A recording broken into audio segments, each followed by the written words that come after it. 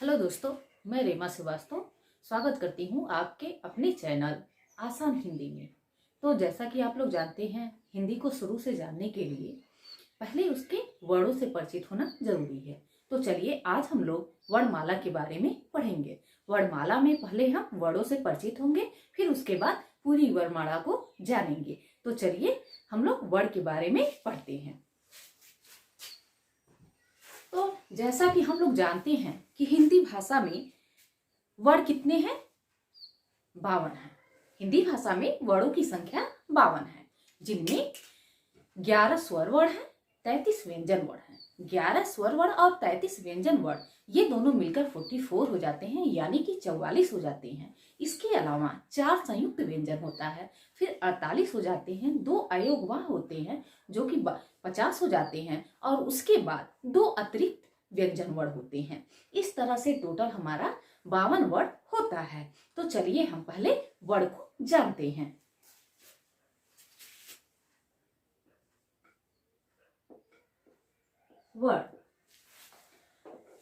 वर्ण किसे कहते हैं? पहले हम जानेंगे वर्ण किसे कहते हैं। तो वह छोटी से छोटी ध्वनि जिसके और खंड या टुकड़े नहीं किए जा सकते, उसे ही वर्ण कहते हैं। वर्ण की परिभाषा है, वह छोटी से छोटी ध्वनि जिसके और खंड या टुकड़े नहीं किए जा सकते, उसे ही हम क्या कहते हैं? वर्ण कहते हैं। वर्ण को हम ध्वनि भी कहते हैं और वर्ण को हम अक्षर के नाम से भी जानते हैं। तो वर्ण की परिभाषा हम लोग देख लेते हैं। तो वह छोटी से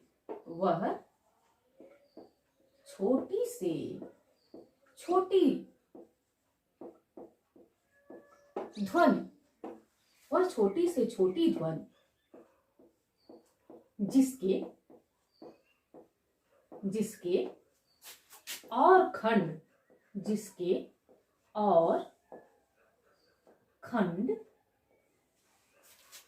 या टुकड़े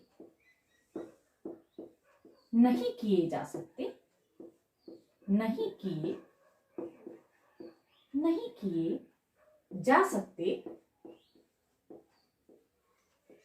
किए जा सकते, उसे ही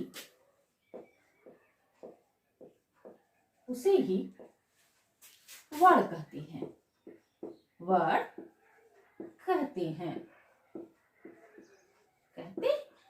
हमने देखा, वह छोटी से छोटी ध्वनि जिसके और खंड या टुकड़े नहीं किए जा सकते, उसे ही वर्ण कहते हैं। अर्थात भाषा की वर्ण सबसे लघुत्तम इकाई है। इसके और टुकड़े अगर हम करना चाहें तो नहीं हो सकता, संभव नहीं है। क्यों? क्योंकि वर्ण वह स्वतंत्र ध्वनि है, वह छोटी ध्वनि है कि जिसके बाद उसके और छोटे टुकड़े हम नहीं कर सकते, क्योंकि उसमें और किसी वर्ण का सहायता नहीं होता है। वह सबसे छोटी ध्वनि है, सबसे लघुत्तम इकाई है। तो वर्ण भाषा की सबसे छोटी ध्वनि है जिसके और खंड या टुकड़े नहीं किए जा सकते हैं। अब छोटी कैसे है? जैसा कि हम लोग जानते हैं कि स्वर वर्ण जो होते हैं वह स्वतः उच्चारित होते हैं, उनके उच्चारण में किसी अन्य वर्ण की आवश्यकता नहीं पड़ती है। किंतु जब हम व्यंजन वर्ण का उच्चारण करते हैं तो हमें स्वर वर्ण की आवश्यकता पड़ती है। सभी व्यंजन वर्णों में अ स्वर निहित होता है और अ की सहायता से ही सभी व्यंजन वर्ण उच्चारित होते हैं। तो वर्ण किसे कहेंगे? जब हम व्यंजन वर्ण से अ को निकाल देंगे, जो कि व्यंजन वर्ण में अनिहित होता है, तो वह क्या होगा? वर्ण हो जाएगा। और स्वर वर्ण होते ही हैं अ, ई, उसके बाद उ और री। ये ह्रस्व जो स्वर वर्ण है, ये वर्ण है। बाकी उसके बाद दो स्वर वर्णों के मेल से बनते हैं। तो सबसे छोटे जो स्वर वर्ण हैं वह है अ, ई, उ और री। तो चलिए हम वर्ण को देखते हैं। वर्ण में सबसे पहले स्वर वर्ण आता है, तो हम पहले स्वर वर्ण को देखेंगे। तो स्वर वर्ण कितने हैं? हिंदी में स्वर वर्णों की संख्या 11 है। हिंदी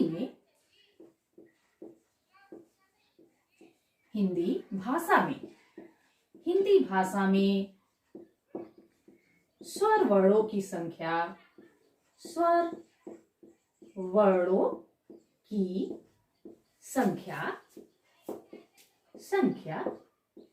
11 11 होती है, 11 होती है। अब कौन कौन से हैं वो देखते हैं। तो आ होता है, आ होता है, ई होता है, फिर उसके बाद ई होती है, ऊ, ऊ, री, ए, ओ और औ। तो इस तरह से ये हमारे 11 स्वर वर्ण हो गए। अब इन वर्णों का कैसे रचना हुआ है अब हम ये देखेंगे। जैसा कि हम लोग जानते हैं कि अ, ई, उ और री ये 4 ह्रस्व स्वर होते हैं, ये 4 ह्रस्व स्वर होते हैं। तो चलिए देखते हैं ह्रस्व स्वर।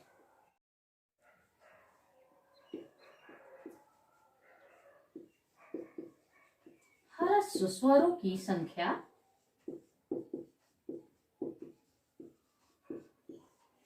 4 होती है, 4 होती है। कौन कौन से हैं तो देख लेते हैं। अ, इसके बाद ई, इसके बाद उ, इसके बाद री। तो ये 4 ह्रस्व स्वर होते हैं। इन्हीं 4 ह्रस्व स्वरों से मिलकर दीर्घ स्वर और संयुक्त स्वरों का निर्माण हुआ है। तो हमने देखा कि वर्ण किसे कहते हैं। वर्ण वह छोटी से छोटी ध्वनि जिसके और खंड या टुकड़े नहीं किए जा सकते उसे ही वर्ण कहते हैं। हिंदी भाषा में स्वर वर्णों की संख्या 11 होती है। आ, ई, उ, री, ए, ओ और औ ये स्वर वर्ण होते हैं। वर्णमाला में स्वर वर्णों को पहले रखा जाता है, इसलिए हमने स्वर वर्ण को पहले पढ़ना शुरू किया है। ह्रस्व स्वरों की संख्या 4 होती है, आ, ई, उ और री। इसके बाद हम देखेंगे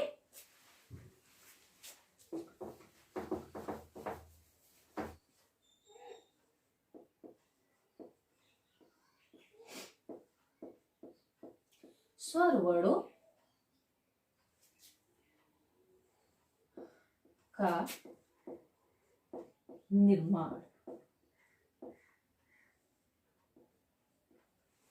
तो देखिए हमने देखा कि 11 स्वर होते हैं जिनमें ह्रस्व स्वरों की संख्या 4 और दीर्घ स्वरों की संख्या 7 होती है। दीर्घ स्वर में कुछ संयुक्त स्वर भी हैं, जैसे कि ओ, औ और ए, ओ, औ जो है ये संयुक्त स्वर कहा जाता है।